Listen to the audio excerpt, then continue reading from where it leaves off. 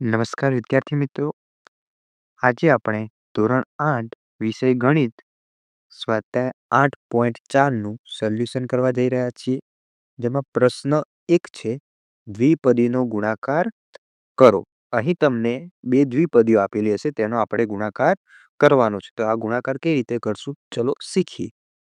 તો જે પહેલું પદ છે એનો ગુણાકાર પહેલા પદ સાથે, ત્યારબાદ પહેલા પદનો ગુણાકાર બીજા પદ સાથે, તેવી જ રીતે બીજા પદનો ગુણાકાર પહેલા પદ સાથે અને બીજા પદનો ગુણાકાર બીજા પદ સાથે કરશું.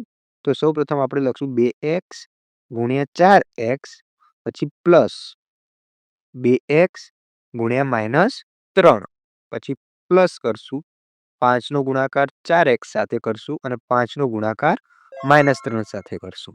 ચલો, તો 2x ગુણ્યા 4x. હવે આપણને ખબર છે કે આ ગુણાકાર કઈ રીતે થાય.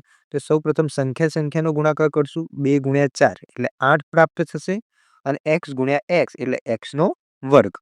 ત્યારબાદ પ્લસ માઇનસ હવે 2 તરી 6 અને x ના x એટલે આ જવાબ આવશે 6x.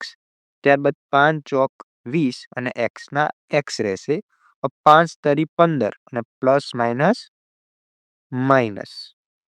હવે આનું આપણે સાદું રૂપ આપશું. સાદું રૂપ કઈ રીતે આપશું, તો કે 4x² એમના એમ રહેશે. હવે જે આ બે પદો છે તે એકબીજાના સજાતીય પદો છે. તો સજાતીય પદોનું શું થાય, તો કે સરવાળા બાદબાકી આપણે કરી શકીએ. તો 20 માંથી 6 બાદ કરવાના, તો 20 ઓછા 6 એટલે આપણને 14x જવાબ મળશે અને -15 ના -15. તો આ થયો આપણો ગુણાકાર. ચલો, તેવી જ રીતે દાખલા નંબર 2, y -8 અને 3y -4. તો શું કરશું, તો કે પ્રથમ પદનો ગુણાકાર પ્રથમ પદ સાથે એટલે કે y ગુણ્યા 3y પછી પ્લસ પ્રથમ પદનો ગુણાકાર બીજા પદ સાથે એટલે કે આટલે પ્રથમ પદ છે y અને આટલે બીજું પદ બનશે -4. એ બેનો આપણે ગુણાકાર કરશું. હવે ધ્યાન રાખવાનું તો કે આટલે માઇનસ નિશાની છે એટલે આગળ શું આવશે, આટલે માઇનસ. તો -8 ગુણ્યા આનું પ્રથમ પદ 3y પાછું -8 ગુણ્યા આનું બીજું પદ -4. ત્યારબાદ હવે સાદું રૂપ આપશું 3. તો 3 આવી જશે. y ગુણ્યા y એટલે થઈ જશે y નો વર્ગ. હવે માઇનસ પ્લસ માઇનસ 4 ના 4 ને y એમના એમ રહેશે. પાછું -8 તરી 24 અને y માઇનસ આટલે થઈ જશે પ્લસ ને 8 ચોક 32. હવે આનું સાદું રૂપ આપશું તો 3y વર્ગ એમના એમ રહેશે. હવે આટલા ભાગનું સાદુરૂપ આપશું તો આટલા ભાગનું સાદુરૂપ શું થાય, તો કે -4 ઓછા -24 એ આપણને મળશે -28. તો -28 આપણે લખી દીધા અને બંનેમાં સજાતીય પદો છે એટલે y નો y અને પ્લસ 32. તો આ થયો આનો જવાબ. હવે છે દાખલા નંબર 3. આ દાખલો પરીક્ષામાં પૂછાઈ શકે એ પ્રકારનો છે. તો પહેલું પદનો ગુણાકાર પહેલા પદ સાથે, તો 2.5l ગુણ્યા 2.5. ત્યારબાદ પહેલું પદ અને બીજું પદ 2.5l ગુણ્યા 0.5m. ત્યારબાદ માઇનસ બીજું પદ ગુણ્યા પહેલું પદ, તો આ બીજા પદ ગુણ્યા પહેલા પદનો ગુણાકાર. ત્યારબાદ બીજું પદ અને આનું પણ બીજું પદ એનો ગુણાકાર કરી લઈશું આપણે. આ બેનો ગુણાકાર શું આવશે, તો કે 2.5 ગુણ્યા 2.5 એટલે આપણને 6.25 મળશે અને l ગુણ્યા l એટલે l નો વર્ગ.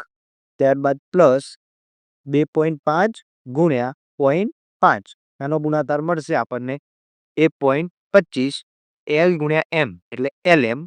પછી માઇનસ 0.5 ગુણ્યા 2.5 એનો ગુણાકાર 1.25 m ગુણ્યા l એટલે lm લખી શકાય. અહીં ધ્યાન રાખવાની બાબત એ છે કે તમે lm લખો અથવા તો ml લખો, આ બંનેનું મૂલ્ય હંમેશા સમાન જ રહેશે.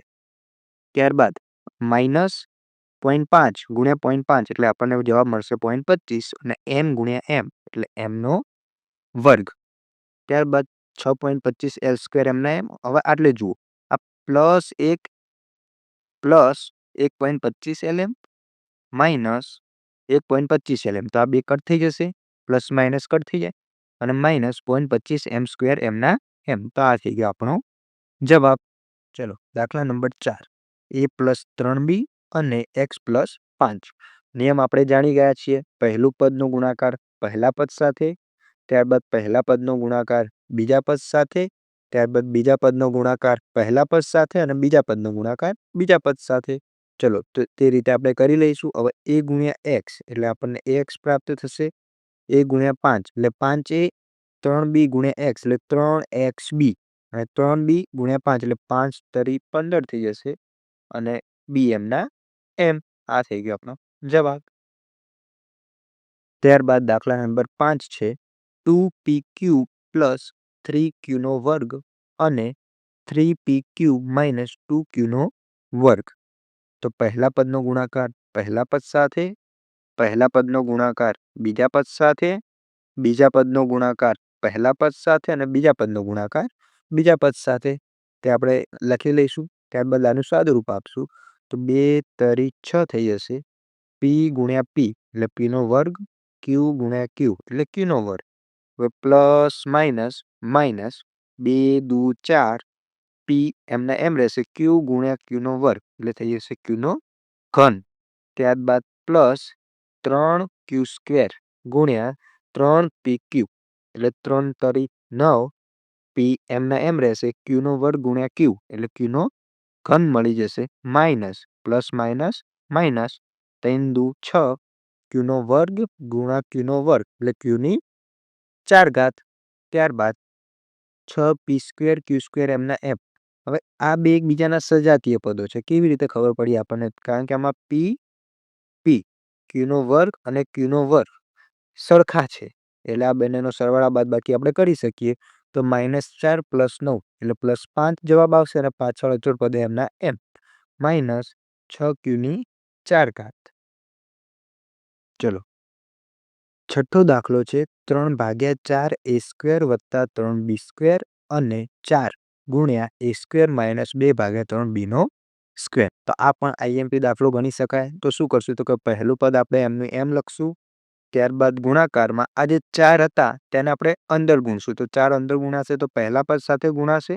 તો 4a સ્ક્વેર પછી માઇનસ આ 4 બીજા પદ સાથે ગુણાય તો 4 દુ 8 અને નીચે 3 b નો સ્ક્વેર. હવે આનો આપણે સાદુરૂપ આપશું. તો પહેલું પદ ગુણ્યા પહેલું પદ, પહેલું પદ ગુણ્યા બીજું પદ, બીજું પદ ગુણ્યા પહેલું પદ અને પહેલું પદ ગુણ્યા બીજું પદ. જો આવી રીતે તમને યાદ ના રહે તો તમારે આમ લીટી દોરી દેવાની. પહેલું પદનો પહેલા પદ સાથે, પહેલા પદનો બીજા પદ સાથે, ત્યારબાદ બીજું પદ ગુણ્યા પહેલું પદ અને પહેલું પદ ગુણ્યા બીજું પદ. ચલો ત્યારબાદ આપણે લખી લઈશું. હવે આનો સાદુરૂપ આપશે. તો સાદુરૂપ આપીએ તો 3/4 ગુણ્યા 4 એટલે કે આવી રીતે છે 3/4 ગુણ્યા 4. તો 4 4 કર થઈ જશે તો આપણને 3 જવાબ મળશે અને a સ્ક્વેર ગુણ્યા a સ્ક્વેર એટલે કે a ની 4 ઘાત. હવે પ્લસ માઇનસ માઇનસ. હવે આનું સાદુરૂપ જોઈએ. આ કંઈક આ પ્રકારનું છે 3/4 ગુણ્યા 8/3. હવે 3 3 કર થઈ જાય 4 દુ 8 તો આટલે આવશે 2 a સ્ક્વેર ગુણ્યા b સ્ક્વેર. હવે plus 3 ચોકુ 12 a square b square plus minus minus થઈ જશે. આ 3 ગુણ્યા 8/3, 3 3 કર થઈ જશે એટલે કે 8 b સ્ક્વેર ગુણ્યા b સ્ક્વેર એટલે b ની 4 ઘાત. હવે આનું સાદુરૂપ આપશું તો 3 a ની 4 ઘાત એમના એમ. હવે આ બે એકબીજાના સજાતીય પદો છે. કેવી રીતે? તો કે આ a સ્ક્વેર b સ્ક્વેર ચલ સરખા છે એટલે આનું સાદુરૂપ આપીએ તો -2 + 12 એટલે +10 મળશે અને a સ્ક્વેર b સ્ક્વેર એમના એમ અને છેલ્લે -8 b ની 4 ઘાત. આ થઈ જશે આપણો જવાબ.